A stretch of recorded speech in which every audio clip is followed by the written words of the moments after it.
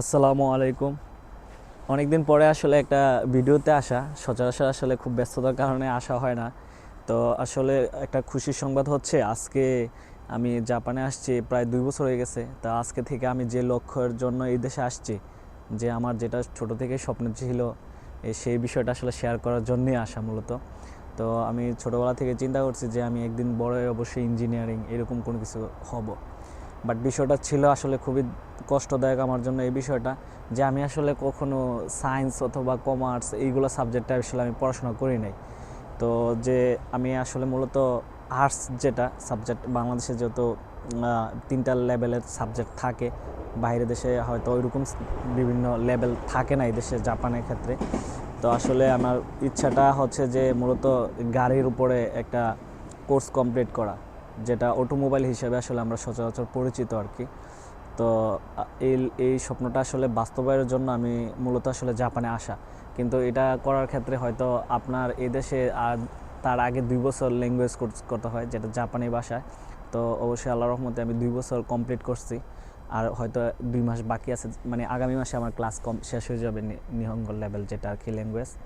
তো আজকে হচ্ছে আমার এই যে অটোমোবাইল ক্লাস, আজকে থেকে আমার মূলত স্টার্ট, যে আজকে থেকে একটা নতুন জার্নি বলতে গেলে। অবশ্যই যে আমি যেহেতু আর্টসের স্টুডেন্ট, সায়েন্স সম্পর্কে তেমন একটা বেশি ধারণা নাই। তো আসলে আমার জন্য সত্যি অনেক কষ্ট, তবে ডোন্ট ওয়ারি, আমি অবশ্যই চেষ্টা করব, সবটা চিন্তা করার বিষয় না, যে ভালো কিছু করার জন্য।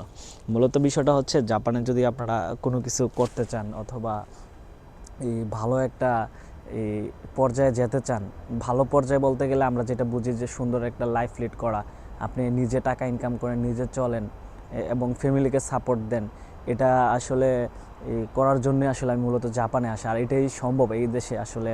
আমি বিগত যে 2 বছর থাকার পরে যে জিনিসটা বুঝলাম, আসলে আপনার পড়াশোনা ছাড়া কোনো জায়গায় আসলে আপনার যে ভালো একটা লাইফ লিড করবেন, ভালো জায়গায় পুষবেন, এই জিনিসটা আসলে সত্যি অনেকটা চ্যালেঞ্জ।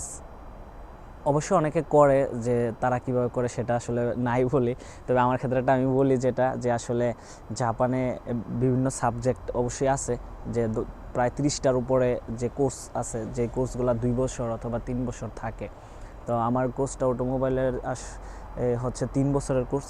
যেহেতু এদেশের একটা নিয়ম আমার খুব ভালো লাগে, কি যে বিষয়টা শুনলেও আসলে অবাকই হয়েছে। প্রথম আপনি যখন 1 বছর আরে 2 বছর যদি রানিং হয় না, তখন আপনার দেখা গেছে জবটা হয়ে যায় এই দেশে।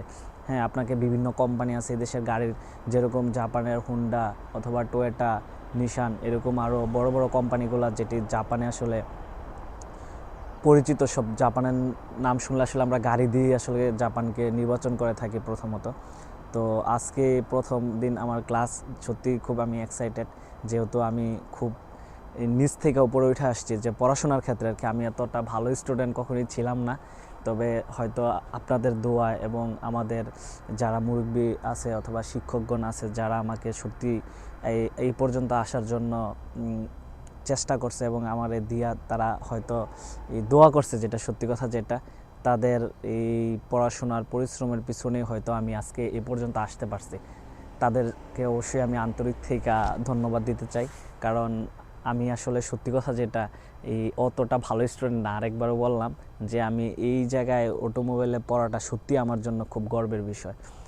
আর বিষয়টা হচ্ছে আমি এখানে 3 বছর কোর্সটা করব, সবাই আমার জন্য দোয়া করবেন। 3 বছরের কোর্স তো আপনার দেখা গেছে ক্লাস টাইমগুলো যে দেশের একটু লং টাইম হয়ে থাকে।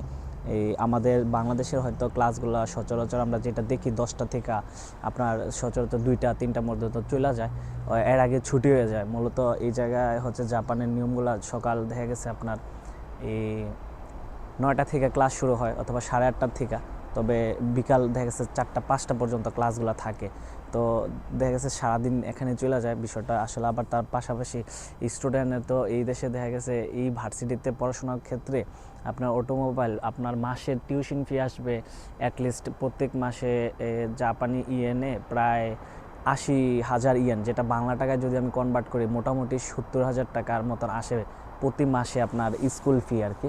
তো সেটাও অবশ্যই যারা পড়াশোনা করবে, এটা তো আসলে আমরা বাংলাদেশের থেকে স্টুডেন্টরা কম সংখ্যকে আছি যে ফ্যামিলি থেকে এই টাকাটা নিয়ে এসে পড়াশোনা করি।